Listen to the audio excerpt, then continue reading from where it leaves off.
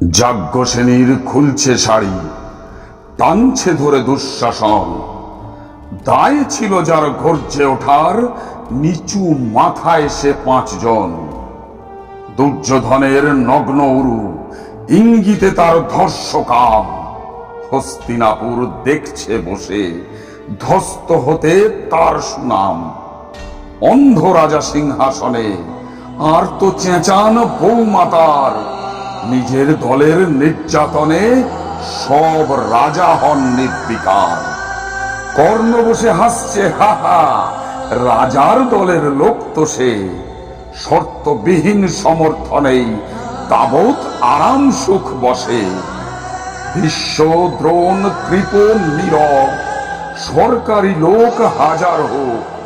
রাজার কথাই তোমার কথা, তুমি যখন রাজার লোক।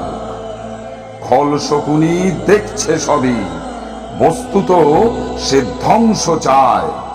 ঘরের মাটি লাল হয়ে যাক দেশ বিভাগের যন্ত্রণায়।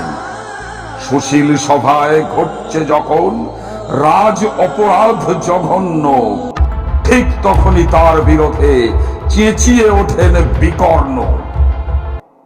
বিকর্ণ নন কেউ কেটা লোক, 100 ভাইয়ের একজনা। তেমন করে এর আগে কেউ তার কথাটাই জানতো না। যতুগৃহে কারেন্নিরা, অন্তত তার নেই লেখা। ভীমকে যখন বিষ খাওয়ালো, তখনও তার নেই দেখা। কিন্তু যখন প্রকাশ্যেতেই কাটছে নারীর আব্রুকেও, স্তব্ধ জিভের চুপ সাগরে বিকর্ণ হন একলা ঢেউ। চেঁচিয়ে ওঠেন রাজার কুমার যুবরাজের বিরুদ্ধেই। মহাবলী পাণ্ডবেরও তখন গলায় সে সুর নেই। রাজাও যখন নীরব থেকে সায় দিয়ে যান ধর্ষণে, ঠিক তখনই সমস্ত যুগ বিকর্ণদের স্বর শোনে। আমরা যারা কিচ্ছুটি নই, একটি মোটে ভোট কেবল। অত্যাচারের সামনে এলে সঙ্গী শুধু চোখের জল। পোষ্যভাবে যাবনা চেবাই, অন্ধ এবং নিকর্ণ। প্রার্থনা থাক আমরা যেন একবার হই বিকর্ণ।